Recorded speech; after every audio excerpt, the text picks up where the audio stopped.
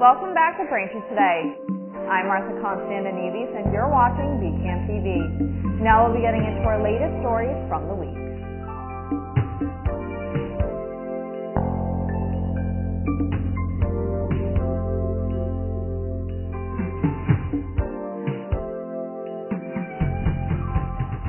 Welcome back to Braintree Today. I'm Martha Konstandinidis and you're watching BCAM TV. Now we'll be getting into our latest stories from the week. Under pressure from the United States, Ukraine has agreed to the ceasefire terms with Russia that President Trump had laid out. In return for that agreement, the U.S. has agreed to restore the military intelligence that it had withheld from Ukraine as Russia continues to attack. Ukraine agreed to a 30-day ceasefire if Russia also accepts. Without the aid of U.S. intelligence, Ukrainians were dying on the battlefield at a greater rate, and Russia was gaining ground in the Kursk region. The unfrozen American aid includes $1 billion in equipment that the Biden administration had approved, but was still in the pipeline. Secretary of State Marco Rubio said the U.S. will now present the ceasefire offer to Moscow. I hope they're going to say yes, and if they do, then I think we made great progress, Mr. Rubio said in Saudi Arabia after the talks with Ukrainian leaders. Vladimir Putin has made many ceasefire promises only to tell his troops to take ground when they can and then blame Ukraine. As of Sunday, Canada's ruling Liberal Party has a new leader. Mark Carney took the leadership from Prime Minister Justin Trudeau. Within a few days, he is expected to be sworn in as the new Prime Minister. Carney, 59 years old, is the son of school teachers from the town of Fort Smith in Canada's subarctic. He studied economics at Harvard and Oxford and worked in London, Tokyo, New York, and Toronto as an investment banker for Goldman Sachs. Carney, now Prime Minister designate, will replace Trudeau after a short transition period. He is then expected to call a general election that will pit him against the right-leaning Conservative Party of Canada, led by the populist Pierre Poilievre. President Trump has imposed sweeping 25% tariffs on all steel and aluminum imports, aiming to boost U.S. manufacturing, but sparking retaliation from Canada and the European Union. Canada responded with $20 billion in countermeasures, including tariffs on U.S. steel, aluminum, and other goods, while the EU quickly followed suit. Trump vowed further action but did not specify how or when. While the tariffs could help U.S. steel and aluminum producers, critics warn they could drive up costs for manufacturers and consumers, a pattern seen when Trump enacted similar tariffs in 2018. Analysts predict the move could cost 100,000 U.S. jobs, particularly in the aluminum sector, where production often relies on cheaper Canadian resources. Canada's Algoma Steel has already suspended shipments to the U.S., and officials on both sides are bracing for a prolonged trade standoff, with further tariff decisions expected by April 2nd. The highly anticipated homecoming for NASA astronauts Butch Wilmore and Suni Williams has been delayed as the Crew 10 mission to the International Space Station was scrubbed just 45 minutes before launch due to an issue with the launch pad's hydraulic system. The SpaceX Falcon 9 rocket, set to carry 4 astronauts to the ISS, was scheduled for liftoff Wednesday night from Kennedy Space Center before NASA and SpaceX called off the launch.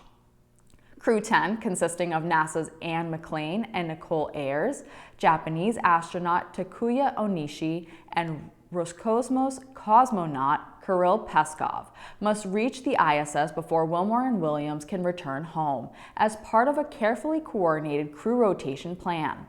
NASA now aims for a Friday launch at 7:03 p.m. Eastern Time from Launch Complex 39A in Cape Canaveral. The FDA has issued a recall for several popular face care products due to the elevated levels of benzene, a potential cancer-causing chemical. The recall includes products from well-known brands like La Roche-Posay, Proactive, and Walgreens, among others. According to the FDA, benzene contamination was detected in acne treatments during recent third-party testing. The companies involved have voluntarily agreed to the recall, with Proactive's manufacturer, Alchemy, confirming the move in a statement. Benzene is a chemical used in industrial production and can be released into the air through sources like cigarette smoke, car emissions, and burning oil. The FDA urges consumers to check their skincare products and discontinue use of any affected items. Thanks for watching Braintree today. We'll be right back with more after the break.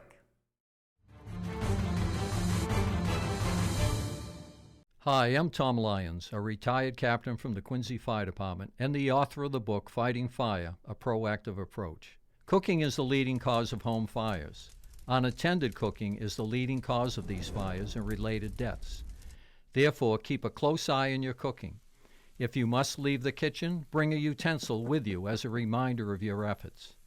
Set a timer for food taking longer to cook. Turn pot handles towards the back of the stove. Keep a lid nearby when cooking. If a small grease fire starts, slide the lid over the pan and shut off the burner. You can take an active role in your safety. Cooking safety starts with you. Welcome back. Braintree's Planning Board discussed a number of topics at their monthly meeting on March 11th. Representatives for the Zom Living Project at the South Shore Plaza were present to discuss their plans and updates. Although the project is moving forward already, there was time allocated during the meeting for residents to voice their concerns on the updates and specifics of the project. Lawyer Frank Marinelli, who represents the Zom Living Project, also represents the Union Street Project. Marinelli couldn't disclose what would be taking the place of the proposed Chick-fil-A site, but did confirm a food establishment would still occupy the space. Also in attendance was developer George Clements to discuss the progress at the St. Thomas More Church property and updates on that site plan. Finally, the committee had a new appointment, Ryan Egan, who will serve as the town's economic development manager. Here's more from Egan on his experience and what he hopes to accomplish in his role. Yes, Mr. Egan joined us about 2 weeks ago, I believe.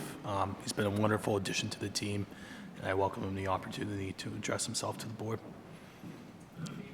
Good evening. Thank you for the introduction, Connor, and thank you for having me tonight. My name, as Connor mentioned, my name is Ryan Egan, and I am the new Economic Development Manager in the Mayor's Office.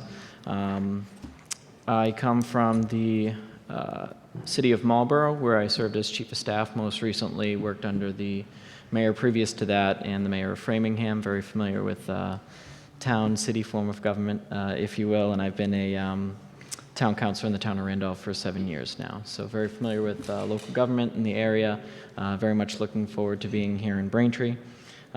This role will, which is the first of its kind here, will focus mainly on being a liaison to local businesses, developers, supporting existing businesses, and then marketing Braintree to sort of recruit new businesses and hopefully grow our tax revenue and new growth. And I just wanted to come down, introduce myself, say my door is always open, and I'm in the new Economic Development Suite next to the Human Resources Office. Phone's always on, so looking forward to working with the board. I'll be here at the monthly meetings, and if there's anything I can do for you guys, I'm here. The school committee continues to meet every Monday in the month of March to discuss the Braintree Schools redistricting plan. This past Monday, the school committee went into further detail of the plans and how much the town would pay back to the Massachusetts School Building Authority if they were to shut down one of the town's elementary schools. As a reminder, the school committee is continuing to meet every Monday until the end of the month, so if you'd like to watch any of the meetings, check out BCAM TV's government channels, Comcast Channel 8 and Verizon Channel 26, youtube.com/BCAMTV, or our website at www.bcam.tv. Braintree Town Hall has announced an important event for local veterans. On Friday, March 28th, the Foster Veterans Center will host a Welcome Home Vietnam Veterans celebration from 10 a.m. to 11:30 a.m. The event honors Vietnam veterans and their families in recognition of National Vietnam Veterans Day, offering a moment of appreciation for their service and sacrifice. The Sun Will Rise Foundation is teaming up with the Boston Backpack Project to support local families in need. Community members can donate items like clothing, toiletries, or snacks by dropping them off at 541 Washington Street in Braintree, now through Friday, March 28th. For those unable to donate physical items, monetary contributions can be made via Venmo to the username @thesun-will-rise. The partnership aims to provide much-needed supplies to families facing hardship, and organizers are encouraging local communities to help make a difference. The American Red Cross is asking Braintree residents to help save lives by donating blood at the Braintree Community Blood Drive on Monday, March 17th. The event will take place at the Braintree Moose Lodge, located at 175 West Howard Street, from noon to 5 p.m. To schedule an appointment, donors can call 1-800-RED-CROSS or visit redcrossblood.org and enter Braintree. As an added incentive, those who donate in March will receive a $10 Amazon gift card by mail. Braintree's Department of Elder Affairs is offering a variety of activities for residents 60 years and older. Recurring events include Bingo Size, the 10-week program, which is held every Tuesday and Friday at 11:30 a.m., pool lessons on Thursdays with Kathy at 12:30 p.m., and Friday movie screenings at 1 p.m. Special events include an Irish music and boiled dinner for $10 on March 15th at noon, Bingo on March 19th at 1 p.m., and Part 3 of Discover Your Encore on March 20th at 1 p.m. For more information or to sign up, call the department at 781-848-1963 after 9:30 a.m. Thank you for watching Braintree Today on BCAM TV. We'll be right back with more stories in the area.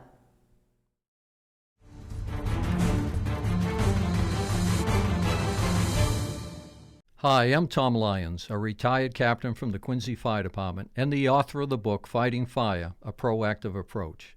Home fire deaths have been cut in half since the early 70s when smoke detectors were first marketed.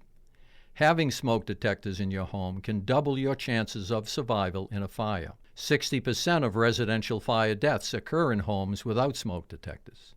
Thus, smoke detectors must be present on each level of habitation. Photoelectric smoke detectors are required within 20 feet of a kitchen, bath, or shower. They are required on the ceiling outside bedrooms no further than 10 feet away. They are also required to be present on the ceiling at the base of stairwells. Additional placement may be required depending upon the year the home was built or when a substantial addition was added. Create a safe home environment. Maintain your smoke detectors. Thank you for doing so. Welcome back to Braintree Today. Now let's get right into more stories. A 42-year-old Weymouth man has pleaded guilty to second-degree murder nearly 5 years after killing his father, just as his trial was set to begin. William D. Walling Jr. was sentenced to life in prison with the possibility of parole after 25 years for beating and strangling his 61-year-old father, William D. Walling Sr., according to the Norfolk County District Attorney's Office. He also received a concurrent 19 to 20-year sentence on a related charge. Walling Jr. was arrested in May 2020 after family members, concerned for the father and son, forced entry into the home and found Walling Sr. dead in a hallway while his son was in another room watching TV. A school bus driver was injured in a traffic accident Wednesday morning in Quincy after an SUV ran a red light at Sumner and Washington Streets, according to Superintendent Kevin Mulvey. The minibus, which was transporting one student, sustained serious front-end damage, but the student was unharmed and taken home by a relative. The driver suffered a shoulder injury that is not life-threatening, but the condition of the SUV driver has not been disclosed. The crash occurred shortly after 11:30 a.m. on an early release day for Quincy elementary and middle schools. Police are still investigating the incident. Police and animal control in Quincy are investigating a possible case of animal cruelty after several dead geese were found in the Germantown neighborhood. Community members reported seeing geese with their feet tied together and one with its neck broken, sparking outrage among residents.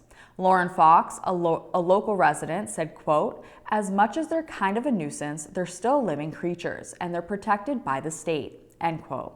Authorities have not confirmed if there are any suspects at this time, but the investigation is ongoing.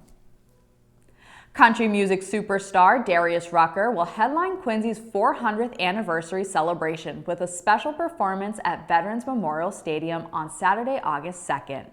The Grammy Award-winning artist will be joined by special guest Austin Williams as part of a year-long lineup of events honoring the city's historic milestone.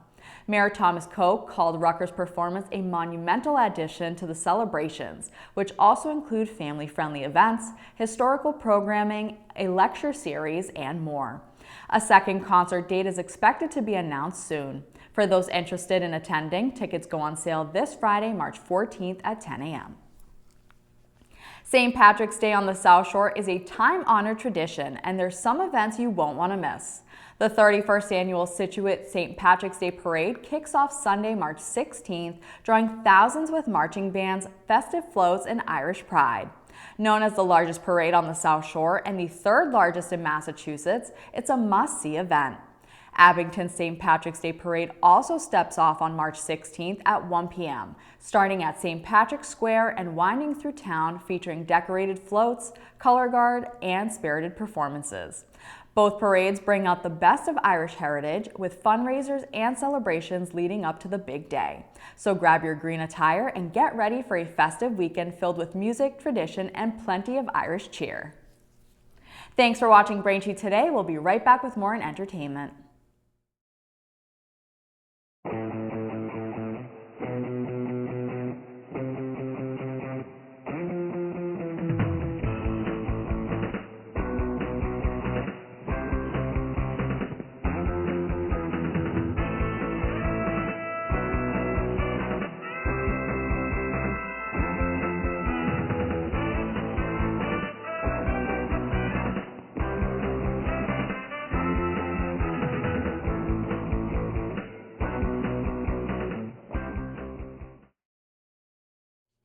Welcome back to Braintree Today. Now this weekend in entertainment, we have 3 recommendations for you to watch.